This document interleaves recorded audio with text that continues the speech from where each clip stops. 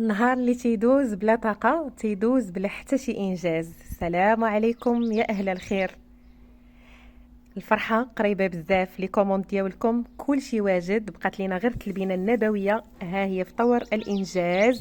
اليوم إن شاء الله غادي تكون واجدة، غادي نصيفطوها لكم في ظرف 48 ساعة، غادي يكونوا لي كوموند ديالكم كاملين عندكم بصحتكم وراحتكم مسبقا. بالنسبة للناس اللي تيسولوا على الطريقة ديال الاستعمال والطريقة ديال التحضير، فمرحبا والف مرحبا. والفئات اللي قالوا لهم لا راه ما غاديش تقول لكم السر، لا شوفوا الوصفه راها ماشي ديالي، الوصفه راها مغربيه عريقه بامتياز. الوصفه ديال الجدود ديالنا هما اللي اجتهدوا ووجدوا هذه الوصفه هذه، وهذه وصفه ديال النبي الكريم محمد صلى الله عليه وسلم. هذه التلبينه النبويه هي هذه.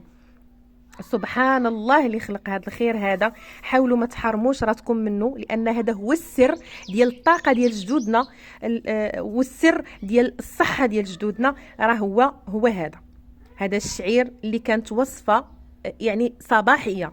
هذه وصفه ديال الصباح سهله الاستعمال. ملي تتنوض ما تدير معها حتى شي مجهود، تتنوض الصباح تتخلطها في ظرف 2 دقائق 3 ديال الدقائق تتكون واجده، تتفطر وتتكون كلك نشاط وكلك حيويه وكلك قوه، وتيدوز النهار ديالك مليء جدا بالانجازات.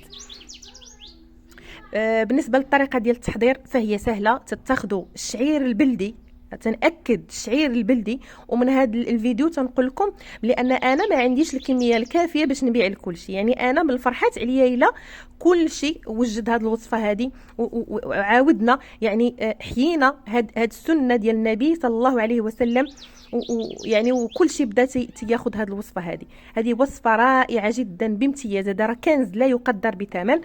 المهم بالنسبه كما قلت لكم للطريقه، تشدوا الشعير البلدي الاصلي. انا هذا الشعير ديال الارض ديالي بدون مواد حافظه، بدون مبيدات حشريه، بدون مواد كيماويه.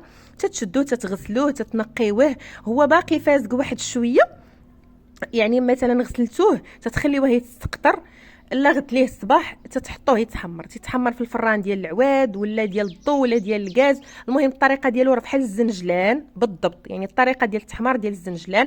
المهم تيتحمر على المهل، يعني تكون النار مهيله بزاف بزاف حتى تيبقى يطرطق كيف ما تتشوفوا. راه التصاور راه ما عاطينوش حقه. اللي تيتحمر بهذا الشكل هذا راه تيبقى يطرطق وتيجي مذهب بحال هكا. صافي تنزيدوه الملحه تكون نقيه، وتنزيدوه الزعتر البلدي كيف ما تتشوفوا الزعتر هذا. صافي وتنديوه للطاحونه تيطحنوه وتيغربلوه. وهذاك الشيء اللي بقى فوق الغربال، يعني داك النخاله اللي تتبقى، تقدروا تعاودوا تطحنوها في الطحانه ديال العطريه وتعاودوا تزيدوه للخليط ديالكم باش يكون عنده قيمه اكبر واحسن. طبعا بالنسبه للناس اللي بغاو يخليوه هكذاك، يعني عادي بلا زعتر بلا حتى شي حاجه، فممكن ليهم. وهنا يقدروا يستافدوا منه انه يقدروا يضيفوه للسفوف او لسلو، يقدروا يطيبوه حتى هو بنفس الطريقه، ولكن يزيدوه منكهات اخرى بحال حبوب الشيا، السانوج، حب الرشاد، المهم داكشي اللي بغاوه طبعا. صافي هذا ما كان.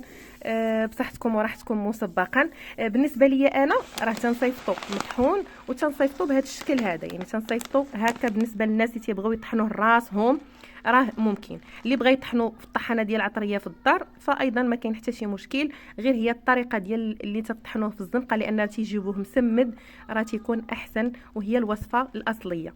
هذا ما كان. نهاركم مبروك، تبارك الله عليكم.